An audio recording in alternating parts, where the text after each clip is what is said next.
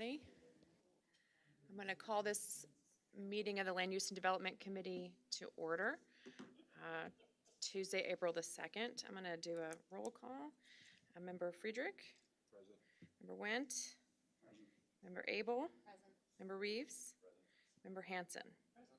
Awesome. It's been a long time since I've seen you guys. Okay, so second item and we have as a consent agenda. On the consent agenda is a request of approval of the minutes from the February 15th, 2024 special meeting and recommended approval of the bills and transfers which have been provided to you in paper form today. Do I have a motion to approve the consent agenda? A motion by Member Abel, second by Member Reeves. Any questions? All right, all those in favor, please say aye. Aye. Opposed? Okay, we have paid our bills, all $299 of them. Okay, so do we have any appearances by members of the public? We've had no requests from any members of the public or county employees to speak at this committee. Okay, thank you so much. So we'll go on to departmental matters. 4A1A, text amendment of the zoning ordinance to delete the separation requirement from the R1 and the R2 districts to a major utility. This request for a text amendment would go to the Zoning Board of Appeals for public hearing. And we have Mr. Dick here, if you'd like to present that. Oh, I need a motion to put it on the floor, excuse me. Motion by Member Hanson, second by Member Friedrich. Go ahead, sorry, thank you.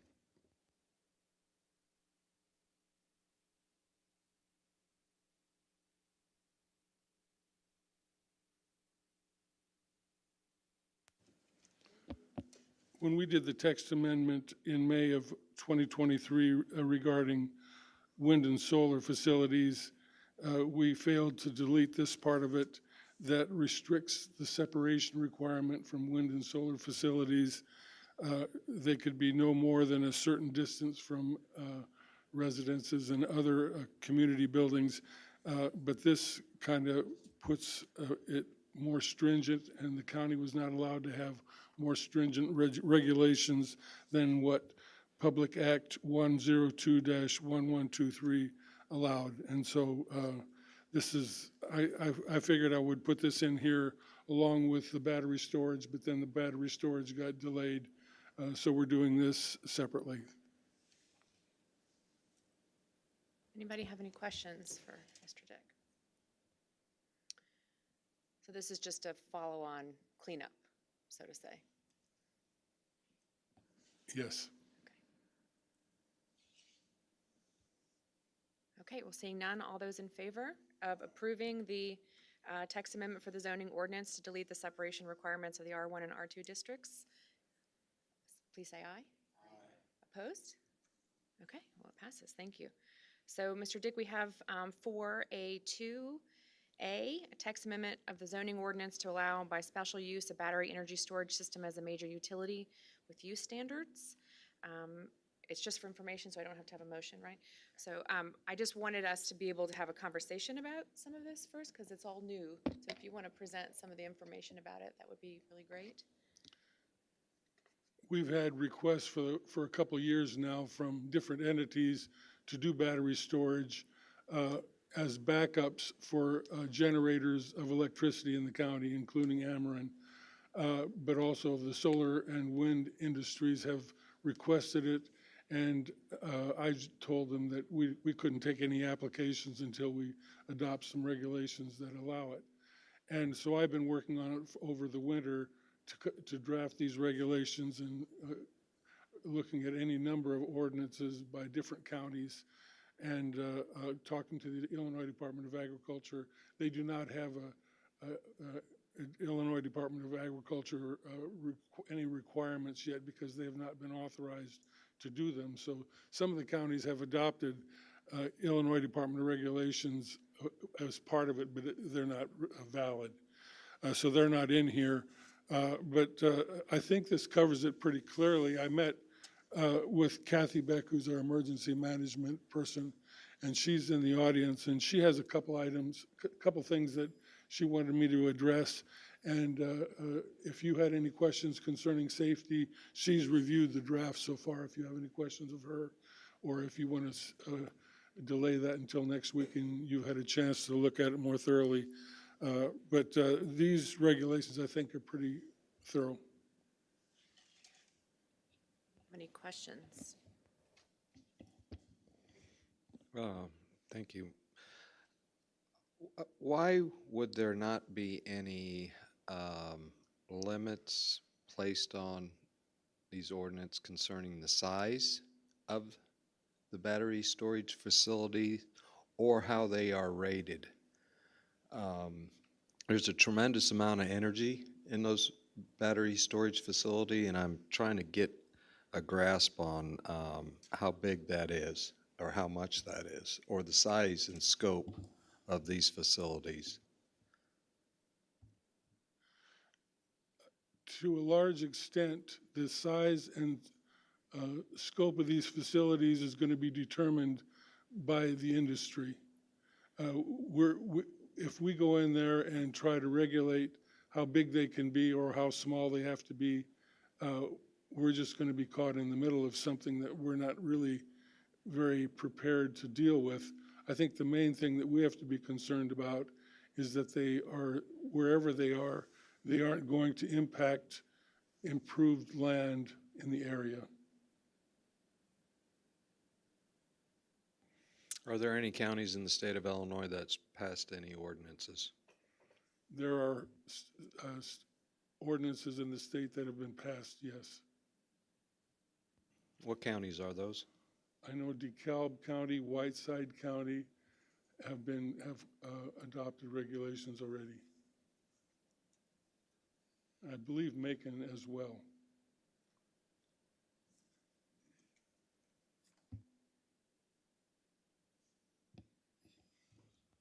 I'm kind of parsing a little bit. I have one question, but it says the setbacks 50 feet from the front and rear property lines, 30 from the side property lines, and a minimum distance of 500 feet from the nearest point on the outside wall of the structure of an occupied community building or a dwelling on non-participating property. So it has to be 500 feet from a non-participating residence or some other community building. But then there's this other item L, a BES may be located on the same lot line as one or more structures or uses. So you're talking about combined zoning, is that what that L is indicating? So What it means is that if there's a solar farm on the property, it could be on there too. Or if there's a residence on the property, it could be on there too. Our ordinance usually only allows one principal structure, okay. except where it states as such that they can have more than one. So we don't have a setback requirement for a property, a dwelling on a participating. So it could be 5 feet from a house as long as the owner is a participating party. Because it's 500 feet from a community building or a non-participating dwelling, right? So in other words, because I'm thinking about the CO2 stuff that we did, that we're saying 1,000 feet for safety, even on a participating, right? So we're saying that they're safe enough that somebody could have one literally next to their house so long as they are participating. They can be closer than 500 feet. They can be closer than 500 feet.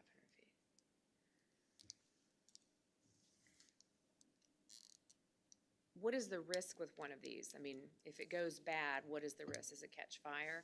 I mean, I understand we have transmission lines and transmission spots all over urban areas, right? So that exists, but what's the risk? Like, what's the worst case scenario with one of these? The concern is that if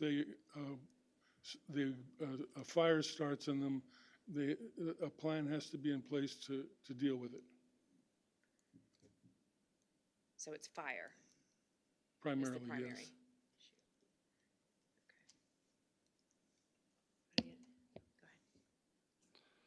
Go ahead. Would this, since there's no size limitations on this, if a resident wanted to put battery storage like a Tesla Powerwall that's 13 kilowatts or multiple Tesla Powerwalls in their residence and their neighbors non-participating, but they live next to each other, would the 500 feet rule pertain to them, or is there capped in some way so that we don't impede on? I don't think that the Tesla charging system falls under this definition of battery energy storage system. And why not? It is a battery energy storage system. If it's not quantified by kilowatts, how do we distinguish? A battery energy storage system that can store and deploy general energy, typically a group of batteries that charge and store electrical energy from the grid or energy generation facility, and then discharge that energy at a later time to provide electricity or other grid services when needed. Battery storage generally consists of batteries, battery storage containers, on-site switch yards, inverter associated interconnection, transmission line, and supervisory control and data acquisition system. This is something that is connected to the grid and is to supply energy to the grid. It's not designed to supply energy to your car. When I say Tesla Powerwall, I'm not talking about the vehicle. They have the same technology that you can put in your home as like a backup generator. And then with the advent of virtual power plant that other states have, it would be grid tied.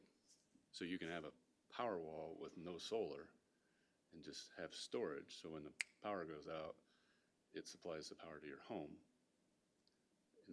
And they have, in I think it's Texas and other deregulated states, California, that in the event of a high current draw, there's what they call virtual power plants, so they can supply power back to the grid for peak shaving. So technically it would be grid tied. It's not large scale. I think this is designed for large scale, but in the aggregate, when you combine them all, they would be large scale. But they're small. Individually, they're small pieces.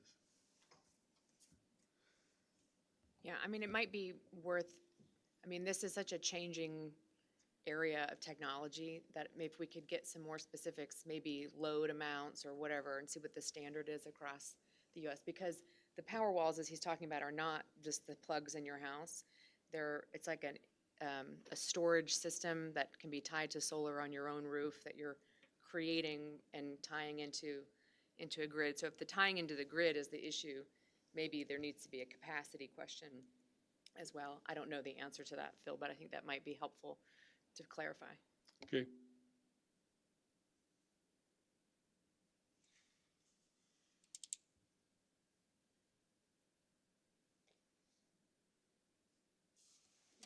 Please, go ahead, Member Schaefer. You just come up on a microphone.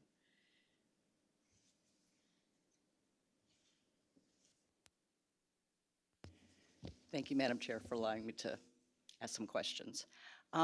My first question is, what are these batteries normally composed of when they talk about battery storage? Because there's many different kinds of batteries. So what are they talking about in this day and age? They could be composed of different commodities. They could be lithium. We're not determining what they're made of.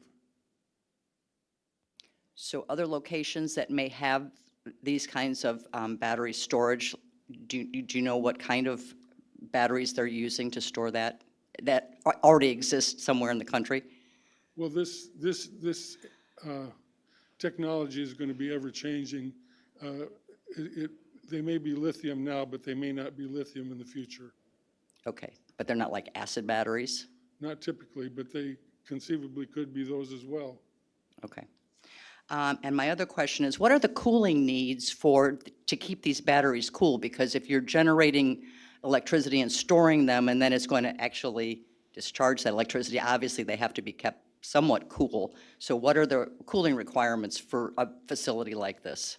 I'm not aware that they're required to have cooling capacity.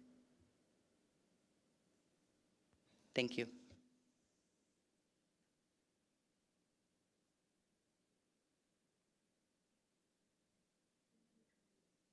Anybody have any other questions? Go ahead.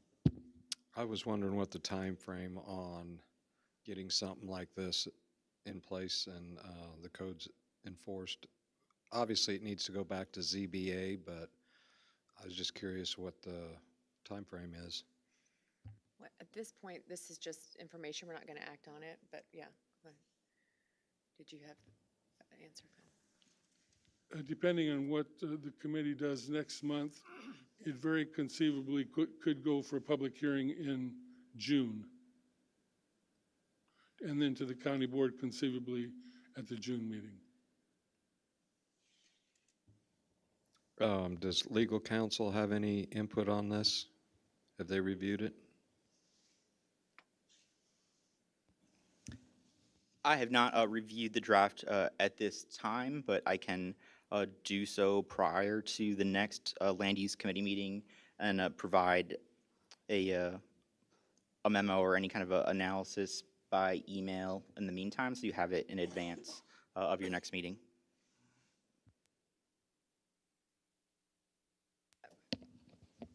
Phil, just really one question. As I was looking here, did the DeKalb County rules get passed? Do you know?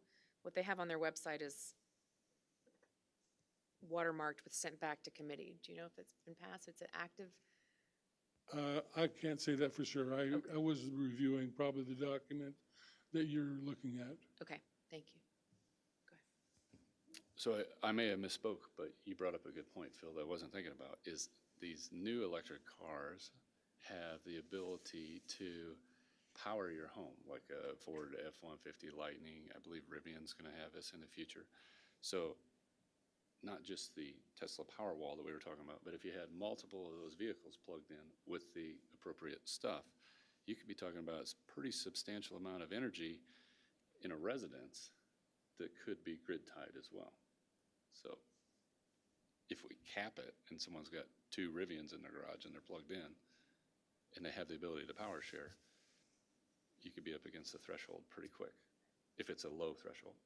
I suppose my question about load was about how we define these, right? If there's, and I'm going to guess it's going to be well over what these walls and the even multiple chargers would do, but I think it might be helpful just to have clarity, because we're talking about industrial battery storage, essentially, right? Yes, Yeah, so, but it might be helpful to give us some sort of range.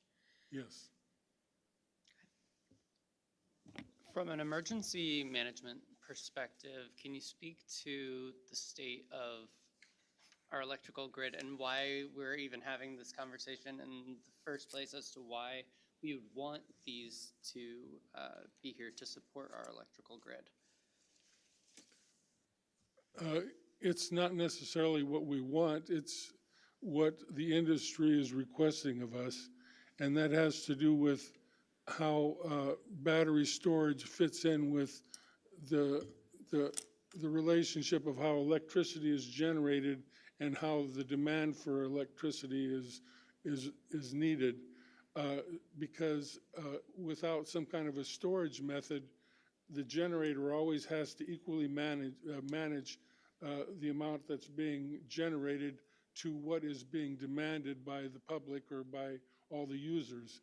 And so typically what they would do is when there's a need for more electricity, they would take a natural gas plant and power it up some more so it would generate more. Or if it's a nuclear power plant, they would try to turn it up a little bit. But with wind and solar, they're kind of limited as to how much they can be turned up, particularly when it's not windy or something like that. And so they are telling us, the industry, from the Ameren, who does the electric grid, to wind, EDP Renewables, that they need to have these near their facilities. And some of the landowners, the person who's owned the land across from where the big Ameren substation is at Tawanda Barnes and Ireland Grove. They wanted to know when they could get a battery storage facility approved out there because the Ameren's trying to buy it from them and they want to use the land. So we're just responding to the industry's demand for this type of facility. Thank you. And in the long run, am I right in understanding that this is supposed to make those wind and solar projects more sustainable because it allows storage and regulation of energy rather than just on-demand energy? Is that? It allows the wind and solar facilities to provide electricity when it's nighttime and the solar isn't working, or when the wind isn't blowing very well. It then could draw on the battery storage. Okay. So more consistent output. But they can't, they do not build these battery storage facilities to be primary generators. They supplement the other. Anybody else have any more questions that they want to ask?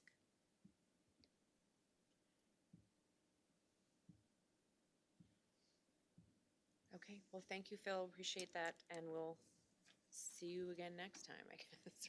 Thank you so much. Thanks, Kathy. Agenda.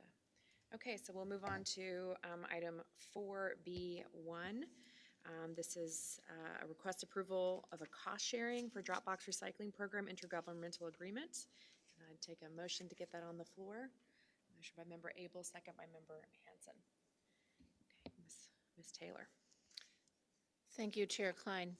As you'll see in your memo on page 8, we have completed our first 3 years of this intergovernmental agreement with the City of Bloomington and the Town of Normal for our Dropbox recycling. A couple of months ago, I provided for you a document from the Ecology Action Center that provided the results of the first years of that 3-year program and delineated the usage by location of the user. And it was determined that it's approximately what EAC had expected, that it would be about a one-third usage from the city, the town, and the county. And so this 3-year continuation of the program would provide services for May of 2024 through April 30th of 2027 using that same methodology. The added convenience would be that EAC has agreed to provide a report each year so that if the percentages do change, then they can be adjusted in the next cycle. Does anyone have any questions? Okay, seeing none, all those in favor, please say aye. Aye. Opposed? Okay, item passes. Thank you so much. I have no other items for information for this committee today. Okay, great. So item 5, other business and communication. If anybody has anything? All right, otherwise our next regular meeting will be May 7th, 2024 at 9 a.m. and we will stand adjourned. Thank you so much.